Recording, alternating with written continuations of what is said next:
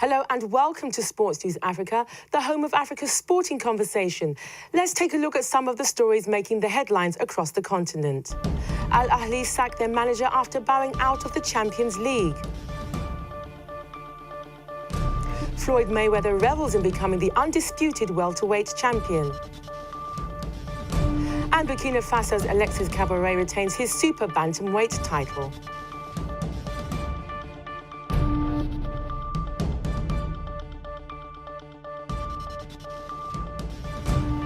Thank you for watching Sports News Africa. I'm Angela Agor. Al Ahly coach Juan Carlos Garrido has been relieved of his duties after they were knocked out of CAF's Champions League competition by Moghweb Tetouan. Garrido had been in the job for less than 10 months after taking over last July. Esperance of Tunisia were another team to be knocked out of the competition. They were defeated by El Merreikh of Sudan. Egyptian giants Al Ahly have sacked head coach Juan Carlos Garrido in the aftermath of their early exit in the CAF Champions League. The 8-time African champions were defeated 3-4 on penalties by Moghweb Tetouan in Cairo on Saturday after a 1-1 aggregate draw in their round of 16 tie. The Red Devils are missing the cut in the continent's foremost competition for the second consecutive season, but will now play in the Confederation Cup, which they won last year. Garrido is also paying the price for Ahly's poor domestic form, with the club lying third in the Egyptian Premier League, 11 points behind arch-rivals and leaders Zamalek. Esperance of Tunisia also suffered a shock exit, losing on away goals to Sudan's El Merreikh. After their 1-0 defeat in the first leg in Sudan, Esperance could only produce a 2-1 victory at home to lead the tie level at 2-2 on aggregate, with El Merreikh going through to the lucrative group stages. Better news for Egyptian debutants Smuha, who are through to the next stage of the competition for the first time in their history, after a 2-1 aggregate win over Congolese club AC Leopards. The Democratic Republic of Congo's TP Mazembe also go through to the group stages of the competition after a 2-1 home leg victory over Stade Malien of Mali for a 4-3 aggregate win.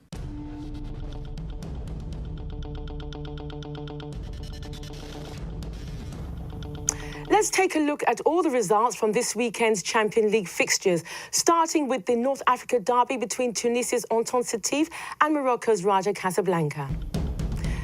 The Algerian side defeated Raja 4-1 on penalties after the second leg in Sétif finished 2-2. Egyptian debutants Smuha are also through after a 2-1 aggregate win over Congolese side AC Leopards.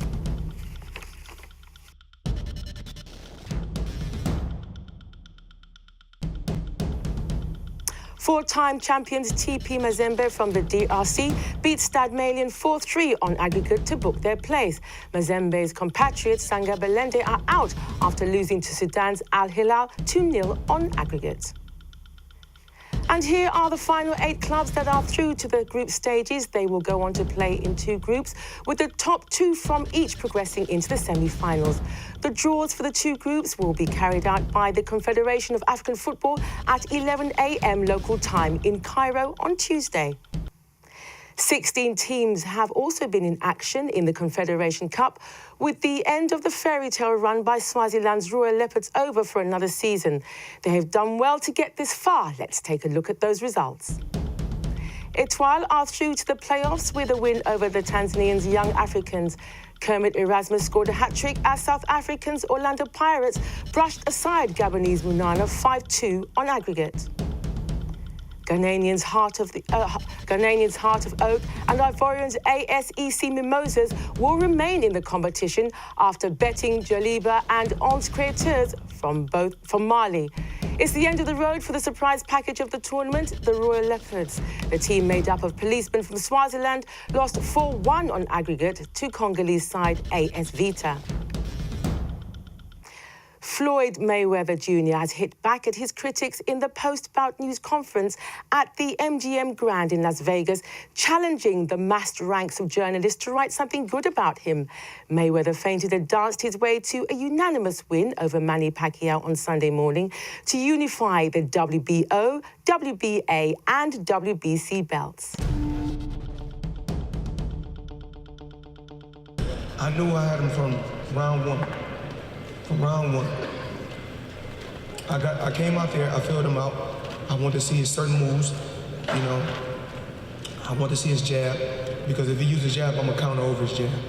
If he uses jab, I'm gonna slide over and counter with a right hand, or I can pull over his jab and hit him with a jab. The thing is, on the third round, I already, feel the pain in my shoulder. So that's why when I throw a lot of punches combination, and if you imagine I back off because it's hurt. He hit me with a real good shot. I took it. I said, "Just stay right here. You've been here before. You know what it takes. Just wait.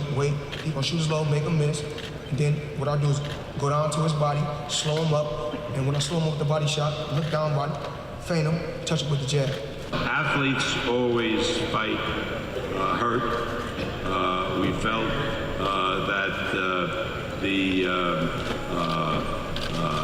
work that was done on the shoulder during training would give him the opportunity to use the right hand. I mean, you guys was the one that said this guy can beat Floyd, and you go look at the throughout the years, Floyd is scared, Floyd is a coward, Floyd is a chicken. You guys wrote all those stories tomorrow, and all I want you guys to do, I made you guys eat your words, and you know I made you guys eat your words.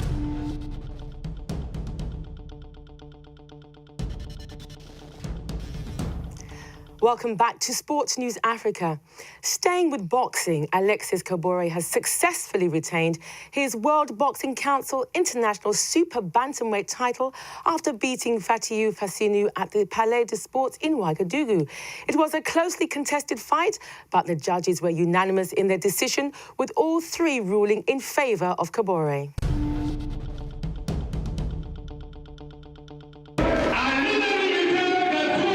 Alexis Kabore convinced the three judges that he was good enough to retain his World Boxing Council International Super Bantamweight title on Saturday night in Burkina Faso. The mettle of the Burkinabe champion, also known as Yo-Yo, was tested in the match against opponent Fatiu Fassinu from Benin, but despite the difficulty fighting a southpaw opponent, Kabore came out on top. I am very happy. I knew the fight would be difficult. Fighting against a left-handed is always complicated and difficult.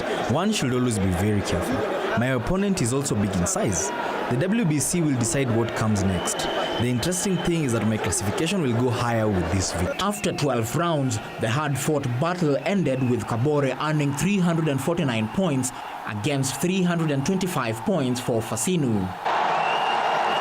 Fassinu displayed some brilliant footwork at the start, but Yo-Yo remained undeterred, maintaining his cool throughout the match. The Beninois boxer, however, felt that for the second time in Burkina Faso, he was deprived of the championship title. I don't agree with the verdict. This is the second time that I've been duped in this country, and I've had enough of it. By the fifth round, all the three judges had Kabore ahead in points, and he managed to maintain that lead over the full 12 rounds. According to the president of the African Boxing Union, Ochine Huchi, the protests by the Beninois boxer were just the cries of a sore loser. The winner is Kabore, by decision of the three judges, and that is fine. The Beninois believe that they won, but everyone is entitled to believe what they will. As for us, we will have nothing to say. It is the judges' decision.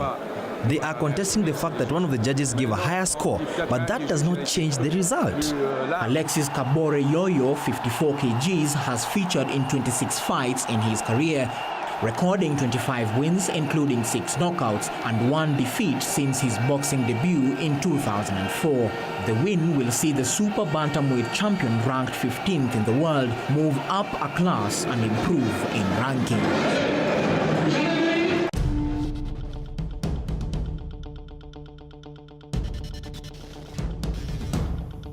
Meanwhile, Zambia's Katherine dreams of winning the WBC Gold Bantam interim title in Lusaka was shattered by Christina McMahon at the International Conference Centre in Lusaka. But the 40-year-old Irish fighter had to dig deep in the final rounds to secure the victory.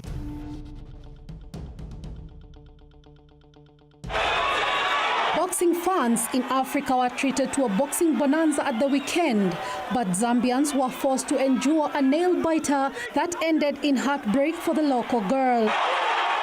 tough-talking Irish boxer Christina McMahon outclassed her Zambian opponent Katherine to be crowned the new World Boxing Council Gold interim title.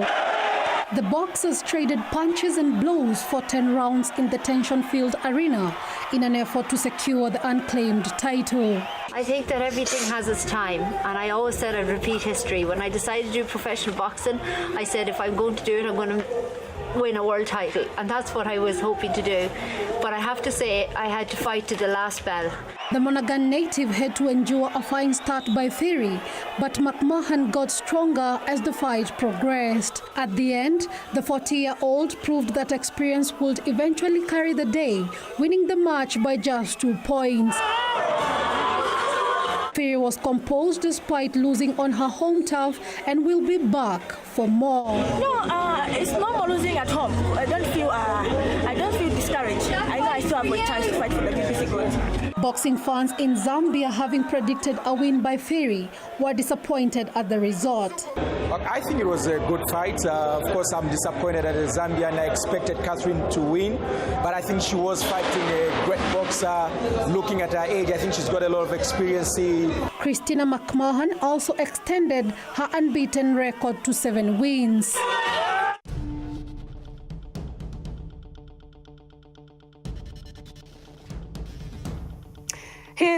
Here's a look at some of the other stories in brief. Nigeria's women's relay team provided the most dramatic final on the first day of the IAAF World Relays in the Bahamas. They were the surprise winners in the 4x200 meters relay, taking 2 seconds off the national record they set earlier in the year. Jamaica finished second, with Germany in third. Felix Candy won the Volkswagen Prague Marathon on Sunday. The 27-year-old Kenyan took his second marathon win in succession with another personal best. Fellow Kenyan Evans Chebet finished runner-up, with Ethiopia's Deribi Robbie in third.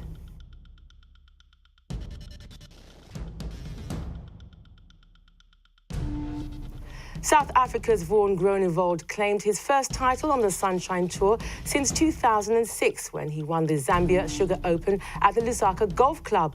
Groenewold won by 4 strokes after a closing round of 68. The victory sees the 40-year-old go into next week's Afrasia Bank Mauritius Open. And Fenerbahce survived a second goal thriller against Balkaspor in the Turkish Super League. Nigeria forward Isaac Promise was on target for Balkaspor to level things at 1-1. But Senegalese forward Moussa Sow scored Fenerbahce's final 2 goals to secure a 4-3 win.